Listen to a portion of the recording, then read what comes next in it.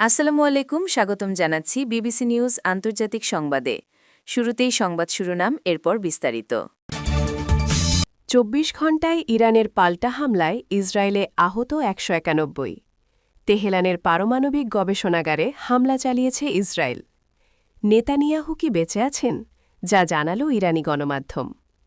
Iran যুদ্ধের প্রভাব যেভাবে পড়ছে খেলার দুনিয়ায়। দর্শক, এতক্ষণ শুনছিলেন সংবাদ শিরোনাম। এখন বিস্তারিত। আপনি যদি ইসরায়েলের ধ্বংস চান এবং মুসলিমদের পাশে থাকেন, তাহলে ভিডিওতে লাইক করে চ্যানেলটি অবশ্যই সাবস্ক্রাইব করে দিবেন এবং আপনার মূল্যবান মতামত অবশ্যই কমেন্টে লিখে জানিয়ে দিবেন। এখন বিস্তারিত। ২৪ ঘণ্টায় ইরানের পাল্টা হামলায় ইসরায়েলে আহত ১৯১। ইরানের সাম্প্রতিক পাল্টা ক্ষেপণাস্ত্র হামলার প্রেক্ষাপটে গত ২৪ ঘণ্টায় ইসরায়েল জুড়ে অন্তত ১৯১ জন আহত হয়েছেন বলে জানিয়েছে দেশটির স্বাস্থ্য মন্ত্রণালয়।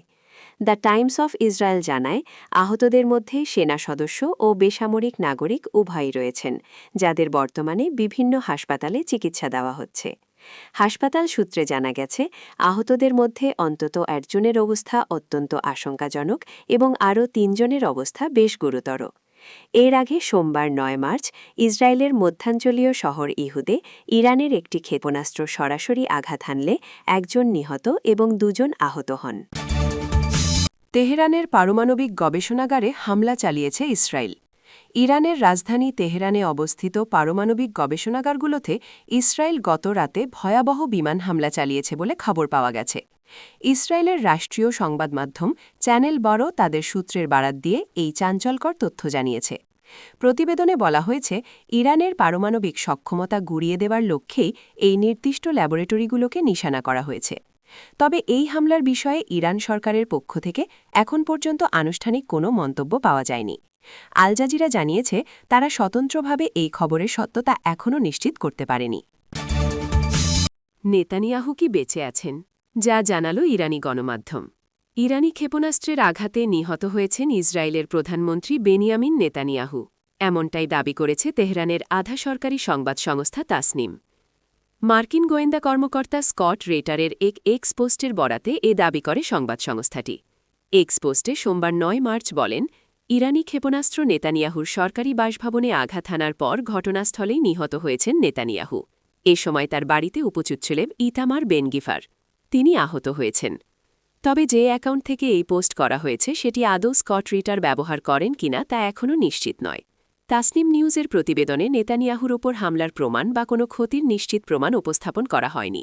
তার পরিবর্তে এটি বেশ কয়েকটি পরিস্থিতিগত বিষয় একত্রিত করা হয়েছে, যার মধ্যে রয়েছে নেতানিয়াহুর সাম্প্রতিক ভিডিও ক্লিপের অনুপস্থিতি, ইসরায়েলি গণমাধ্যমে তার বাড়ির চারপাশে কঠোর নিরাপত্তা ব্যবস্থা সম্পর্কে প্রতিবেদন, জ্যারেড কুশনার এবং মার্কিন বিশেষ দূত স্টিভ উইটকফিল একটি কথিত সফর স্থগিত, এবং ফ্রান্সের প্রেসিডেন্ট ইমানুয়েল ম্যাক্রো এবং নেতানিয়াহুর মধ্যে একটি ফোনালাপের ফরাসি রেকর্ড, যেখানে কথোপকথনের তারিখ নির্দিষ্ট করা হয়নি।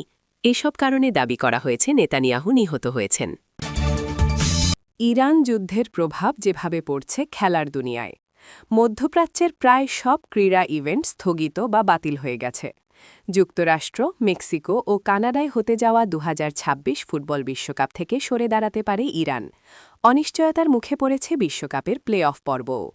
মধ্যপ্রাচ্যের অনেক দেশে বিমান চলাচল বন্ধ থাকায় এ মাসের শেষ দিকে প্লে অফে অংশ নিতে মেক্সিকোয় যাওয়া কঠিন হয়ে গেছে ইরাকের জন্য। এই পরিস্থিতিতে প্লে অফ পিছিয়ে দেওয়ার আহ্বান জানালেন ইরাকের কোচ গ্রাহাম আর্নল্ড। আগামী ২৬ মার্চ মেক্সিকোর মন্তেরেইয়ে আন্তঃমহাদেশীয় প্লে অফের সেমিফাইনালে মুখোমুখি হবে বলিভিয়া ও সুরিনাম। এই ম্যাচের বিজয়ী দলের বিপক্ষে ৩১ মার্চ ফাইনাল খেলার কথা ইরাকের। যুদ্ধ শুরুর পর থেকে ইরাকের আকাশসীমা বন্ধ রয়েছে। আর্নল্ড মনে করেন, শুধু বিদেশি লিগে খেলা ফুটবলারদের নিয়ে দল গঠন করা হলে ১৯৮৬ সালের পর ইরাকের প্রথম বিশ্বকাপে খেলার স্বপ্ন বাধাগ্রস্ত হবে। প্লে অফ ফাইনালের জন্য তাই সময় চাইলেন আর্নল্ড। ফুটবল নিয়ে ইরাকের মানুষের আবেগ পাগলামির পর্যায়ে পড়ে, কিন্তু বিমানবন্দরগুলো বন্ধ থাকায় এখন আমরা নিরুপায়। বিকল্প পথ বের করতে কঠোর পরিশ্রম করছি। ফিফা ম্যাচ পিছিয়ে দিলে আমরা প্রস্তুতির সময় পাব। বলিভিয়া ও সুরিনাম এ মাসেই খেলুক। এরপর বিশ্বকাপের ১ সপ্তাহ আগে জয়ী দলের বিপক্ষে আমরা যুক্তরাষ্ট্রে খেলতে পারি। জয়ী দল সেখানে থেকে যাবে, পরাজিত দল দেশে ফিরে যাবে।